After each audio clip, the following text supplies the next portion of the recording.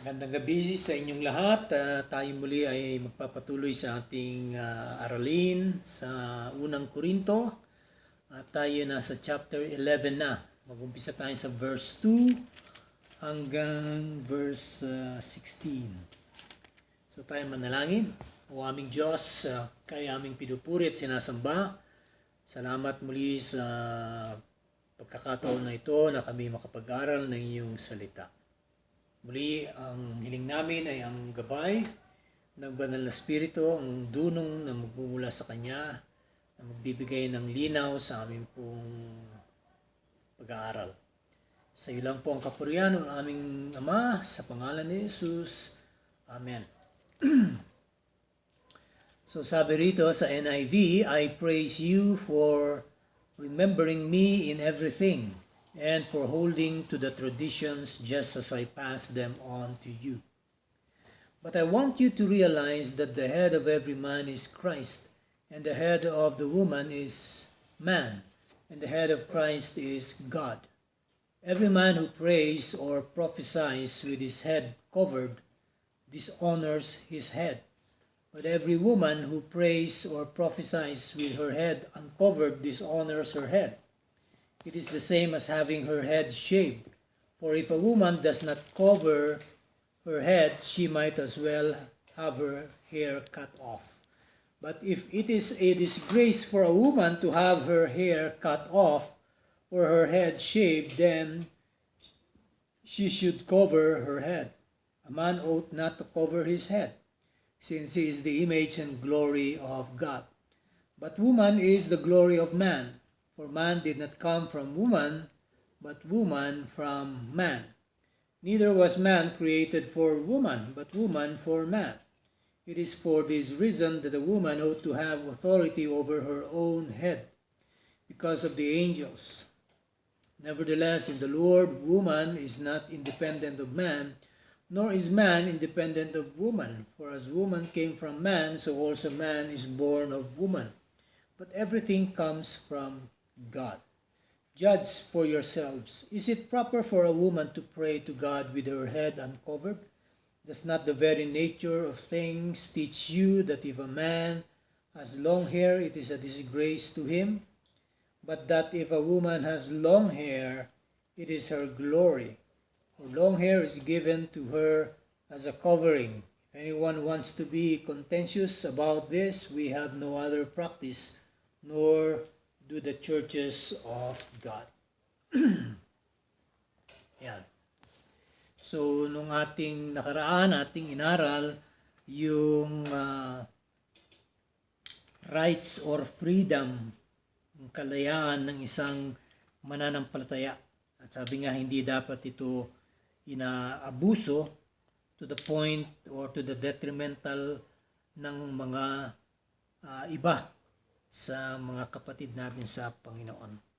Kaya dito ay nagpuri ang ating Apostol Pablo na sinabi niya, I praise you for remembering me in everything, for I hold to the traditions just as I pass them on to you. So, ang tinutukoy dito ni Apostol Pablo, dahil nga nabanggit niya sa verse 1 ng chapter 11, na follow my examples as I follow the example of Christ. So, ang kanyang tinuturing dito na traditions na kanyang binabahagi sa kanyang mga kapatid ay hindi yung mga kagaya ng ating kaalaman patungkol sa tradisyon natin. Tradisyon na kasi ito ng ating reliyon, kaya ito na ang ating ginagawa. Kundi ito yung mga katuruan na mga naipasa noon, mga unang iglesia na naitatag ng mga apostoles. So, sabi nga ang ating katuruan ay nanggaling sa mga apostles, kaya sabi nga sa Acts chapter 2, the apostles' teaching sa verse 42. Okay? Yung apostles' teachings na yan ay walang iba kundi mga turo din ng ating Panginoong Jesus at turo na hango sa salita ng Diyos. At nung time na yon, ang kanilang pinagbabasihan ay ang Old Testament. Wala pa ang New Testament nung araw. Okay? But ngayon, tayo sa panahon natin ngayon, both yung Old at yung New Testament ay magkasama na. Kaya mas mapalad tayo dahil nakikita natin yung buod ng Biblia. Ano ba ang tinutukoy nito? Ano ba ang tinutumbok? At para kanino at sino ba ang nilululahati dito? Dito makikita natin ay ang ating Diyos ang itinataas. At ito, mga tradisyon na ito ay para sa atin. Kaya't sabi nga niya, sunod yan, pero gusto kong malaman ninyo na, sabi nga, ang ulo ng isang tao ay si Kristo, ng isang lalaki. Tinutukoy niyang man ay yung gender na lalaki. So ang head ng man is Christ and the head of the woman is the man, yung lalaki. And the head of Christ is God. So dito makikita natin yung kumbaga level ng authority na meron tayo at dapat nating sundin. So makikita natin, nangingibabaw dyan ang Diyos, okay? At nakikita natin ang ating Panginoong Hesus. Now, hindi ibig sabihin na dahil si Kristo ay pumapangalawa sa Diyos ay masasabi natin na mas mababa si Kristo sa Diyos. Ito ay sa kanyang role na ginagampanan niya bilang isang naparito at nagkatawang tao. Okay? So dito makita natin sumunod si Kristo sa kalooban ng kanyang Ama. Okay? So doon lang natin titingnan yung level ng submission o ng authority.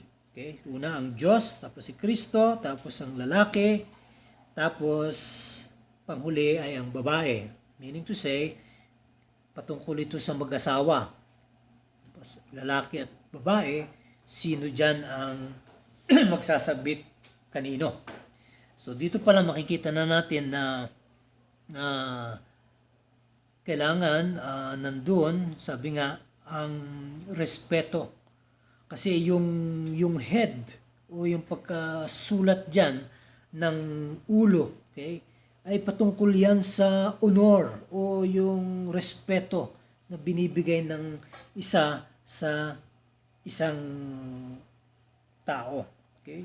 Ang tinutukoy ngayon natin dyan ay ang babae sa kanyang pagrespeto at pagbibigay ng honor sa otoridad ng kanyang asawang lalaki. Okay?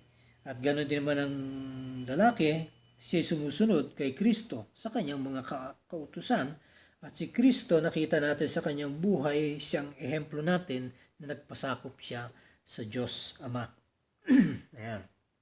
So, ang tinutukoy dito ay walang iba kundi ang otoridad. Kaya't dito pa lang,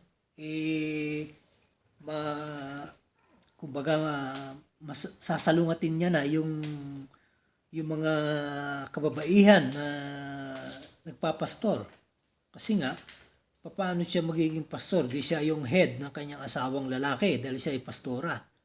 Magugulo yung itinatag ng Diyos na mga level pagdating sa otoridad. At akala natin, maliit na bagay lang yan. Hindi po, malaking bagay yan. Kaya diyan nga nag-uumpisa ang away, ang gulo, ang hindi pagkakaunawaan dahil sa hindi makita yung dapat na gampanan ng bawat isa. Okay? At yan, sa konteksto ng iglesia. Okay?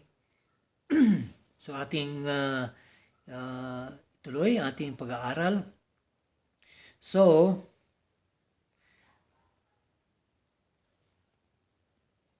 sabi diyan sa verse 4, every man who prays or prophesies with his head covered dishonors his head. But every woman who prays or prophesies with her head uncovered dishonors her head. It is the same as having her head shaved. For if a woman does not cover her head, she might as well have her hair cut off. But if it is a disgrace for a woman to have her hair cut off or her head shaved, then she should cover her head. So dito, makita natin yung tradisyon nila na nung panahon ni Apostol Pablo, ang mga kababaihan ay nagpapahaba ng buhok At yung kahabaan ng buhok nila ay nagsisimbolo na ng pagtatakip or submission sa kanilang mga asawa. Kaya lalo na kapag sila nasa loob ng lugar ng pananambahan, makikita natin ang mga kababaihan nandun ang kanilang pagsunod. Sinasabi pa nga sa ibang sulat ni Apostol Pablo, I do not permit a woman to teach, okay, or to have authority over man. Okay? Yun din ang ibig sabihin yan. Dito pinapakita na ang mga kababaihan noong panahon ni Apostol Pablo ay andun yung kanilang pagpapasakop sa kanilang asawa at doon sa ministro or pastor o elder na nangangaral. Ayan. Okay? So, sabi diyan, dapat kapag ang isang lalaki ay nag-prophesy na meron takip ang kanyang ulunan, dinidishonor niya ang kanyang ulo. At sino yung tinutukoy niyang ulong ito? Walang iba kundi si Kristo. Kaya noon, ang mga kalalakihan ay talagang nagtatanggal ng kanilang mga kasuotan sa kanilang ulunan. Okay?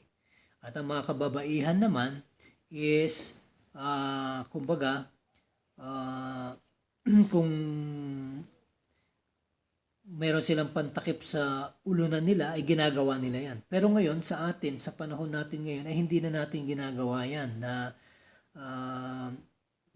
nagtatakip pa ng mga kung anong mailalagay, like yung belo sa ulunan ng mga kababaihan. Dahil hindi na kailangan. Dahil sinabi na rin dyan ni Apostol Pablo sa mga sumusunod na talata, na mismo ang buhok ng babae ay nagsisilbing takip,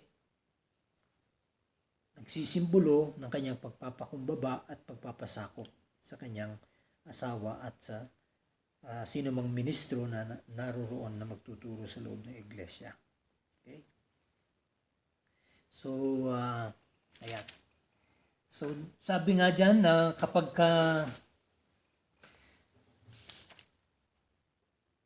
hindi niya tinakpan ang kanyang ulunan, sabi nga, at kung yung time na yon, nung panahon nila Apostle Paul, for if a woman does not cover her head, she might as well have her hair cut off. Ibig sabihin, it is a disgrace kapag hindi nila ginawa ito. Okay? So, ang tinutukoy nito ay yung contrast doon sa mga relasyon ng babae sa kanyang asawang lalaki.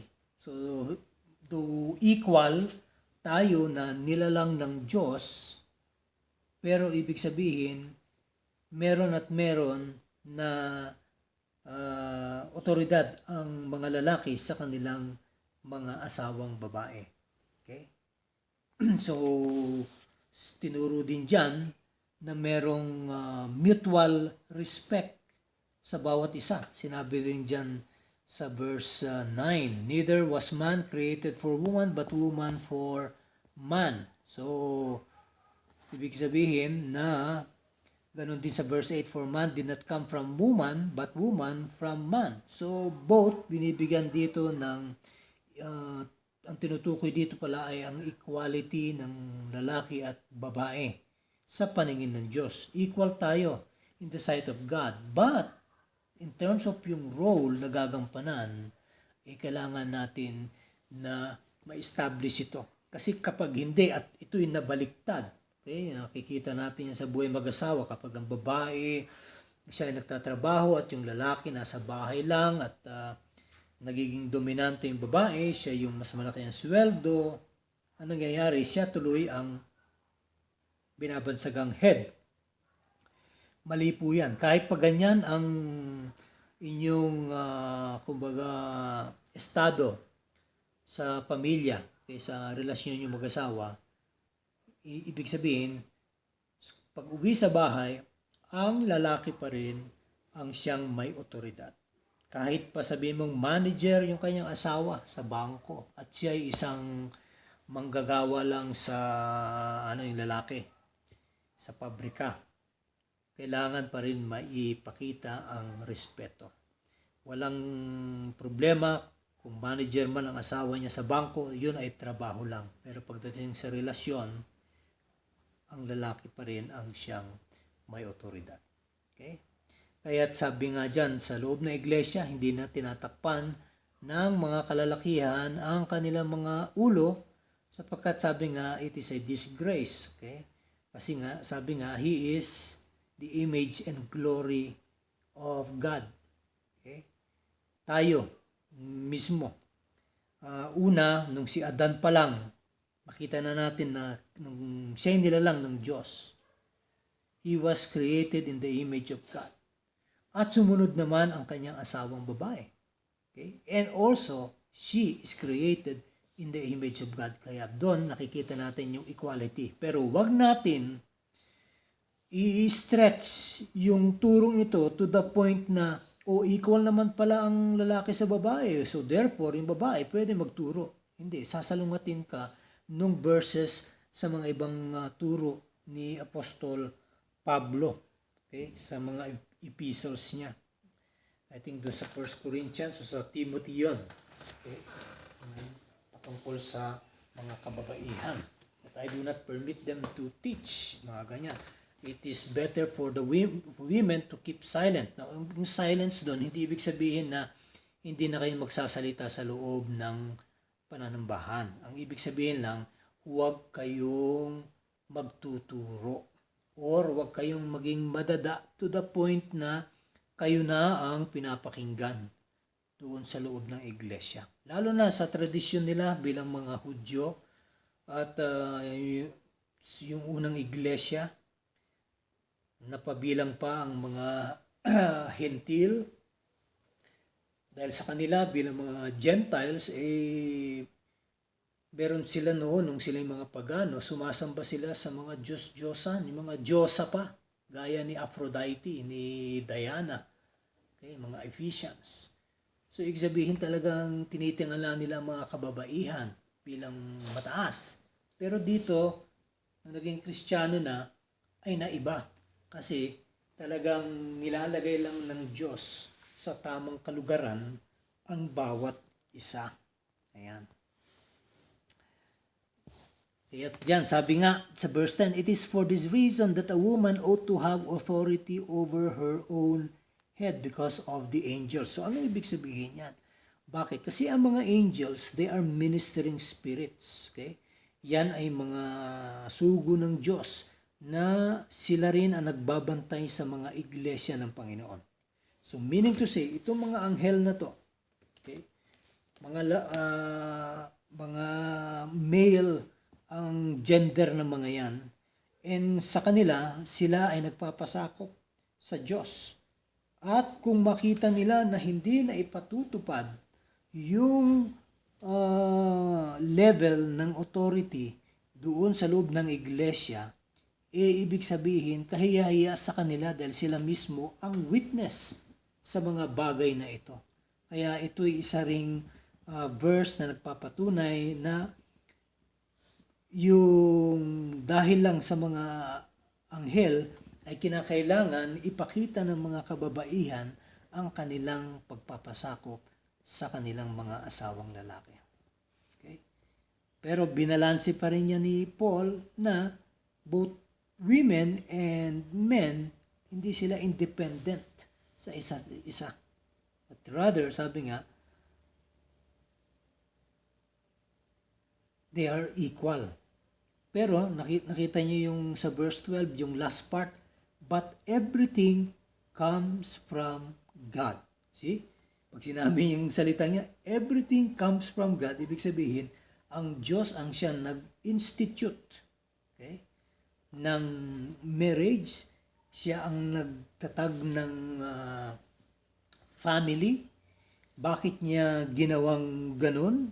Na merong authority, merong honor, merong respect, merong submission, ay sa kadahilanan na yun ang gusto ng Diyos. Kapag hindi ito nasunod, doon nagkakaproblema. Kaya makikita natin yung mga unbelievers na mag-asawa, Bakit nauuwi sa hiwalayan, nauuwi sa di pagkakaintindihan, at mismo sa loob din ng iglesia? Bakit nangyayari din yan? Kasi nga, hindi nasusunod yung mga roles na dapat nilang gampanan. Okay? So, sabi nga, sa area ng pananambahan, okay, ang mga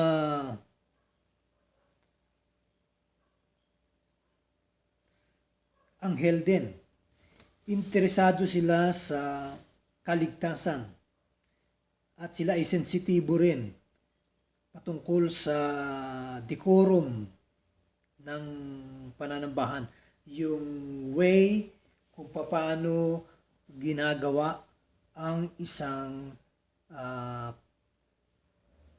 pagsamba sa Diyos, sa paggagather ng iglesia sa isang lugar. Nandun ang mga anghel, sila ay witness. Okay?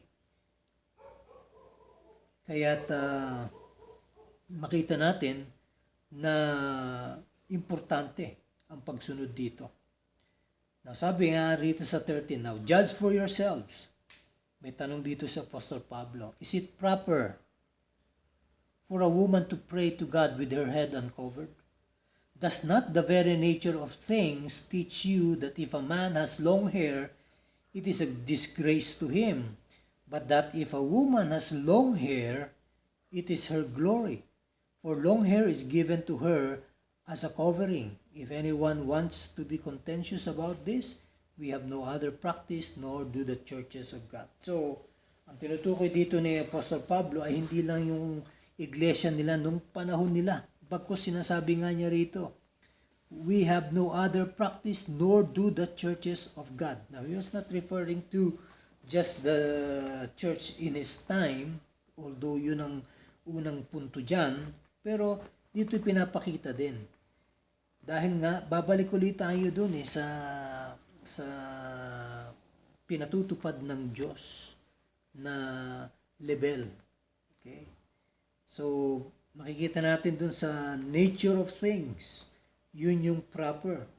Sabi nga, believers must be conscious of how their actions appear in their culture in light of what is considered to be honorable behavior. Ayan. So, makikita natin na sa mga nilikha ng Diyos noon, okay, even sa animal kingdom, makikita nyo, yung mga kababaihang animal, okay, makikita mo yung mga kalalakihan, sila yung mga nagproprotekta sa kanilang mga nasasakupan. Okay? Sila yung may authority. Makita natin dun sa pelikulang The Lion King. Okay? Yung mga kalalakihang mga leon, sila yung mga nagiging hari ng kanilang So, sa nature of things, ganyan, tapos biglang sa tao, babaguhin mo, edi ikaw yung kumbaga gigiba or sasalungat doon sa itinatag mismo ng Diyos. Kaya kung gusto nyo talagang maayos ang inyong mga marriage, gusto nyo talagang makita ang kaluwalhatian ng Diyos sa loob ng iglesia, okay, ipakita nyo sa mga roles na ginagampanan nyo bilang mag-asawa, ang lalaki at ang babae. At dito makikita natin kapag sinunod nyo, sigurado merong kalakip yan na pagpapala na ibibigay ang Diyos. Okay? Take note, pwede ring maabuso yan. Pero sabi nga, hindi rin yan ang gusto ng Diyos. Ayaw rin na abusuhin ng mga lalaki ang kanilang mga authority for the sake of just having that kingly stature, yung sila ang boss, hindi po. Okay? Ayaw din ng Diyos niyan. Okay? Kaya makikita natin, very balanced talaga ang Diyos. Andyan, pantay lang ang tingin ng Diyos sa atin. Pero kailangan gampanan nyo. Kapag hindi ginampanan ng mga kalalakihan ang kanilang role at iniasa na lang sa kanilang mga asawa. Gaya ng ito, ang mga kalalakihan sa loob ng iglesia, sila dapat yung nagbababad sa salita ng Diyos. Dahil sila ang pastor ng kanilang tahanan. Kapag yan ay binigay mo sa iyong asawang babae at siya nagtuturo sa bahay, makikita nyo, kayo na mismo ang makakasumpong na parang may mali. At hindi lang may mali, makikita nyo magulo ang mga nangyayari sa bahay, ang mga relasyon. Bakit? Kasi nga hindi nasusunod yung tama. Kaya tuloy nandyan lahat ang bangayan, nandyan lahat yung away, nandyan yung hindi pagpapasakop, nandyan yung very unruly, or yung isa naman very despotic, authoritarian, okay? Diktador yung lalaki. Sobra rin yun. So lahat ng yan, sabi nga, kailangan may balance pagdating po sa bagay na yan. Okay? Kaya nga sa worship service sa mga churches, in general, na ang mga men ay dapat, sabi nga, they sport a short hair. Okay? Kaya nga ako, no hair. Kasi much better than having hair. Okay? But sabi nga, ang mga kababaihan, it is preferred for them to have long hair. Now, hindi ibig sabihin yan na kapag long hair ang mga kababaihan is mas banal sila. Minsan, ganyan na nangyayari, kagaya nitong isang grupo, yung kay Almeda, Jesus Miracle Crusade, nakaputi ang suot ng mga kababaihan at nagpapahaba ng buhok hanggang sa may paanan na nila yung buhok, ayaw nilang putulin. Mali naman yan, nagiging kulto ang dating. Okay? At ang mga kalalakihan, hindi ibig sabihin naman yan na laging dapat short hair sila. Okay? Lalo ngayong pandemic, na nagkaroon ng mga hindi kanais-nais na pangyayari at natatakot ang tao magpagupit, walang kaso yan. Hindi po kaso yan to the point na mawawala ang kaligtasan mo. Okay? But nonetheless, makikita natin, di ba kapag ang lalaki mahabang buhok tapos nakatalikod, akala mo babae. Kasi ganun yung connotation na dapat merong distinguishing mark ang mga kalalakihan sa kababaihan. Okay? But of course, we live in a postmodern society. It is not about hair. Okay? It is not about food sacrifice to idols. It is not about yung mga rights ko na dapat sundin ko, kundi ano ba ang sinasabi ng salita ng Diyos. So babalik-balik tayo sa salita ng Diyos, sapagkat ang salita ng Diyos ang siyang dapat nating sundin. Okay? So dito tayo magtatapos. Maraming salamat sa inyong pakikinig.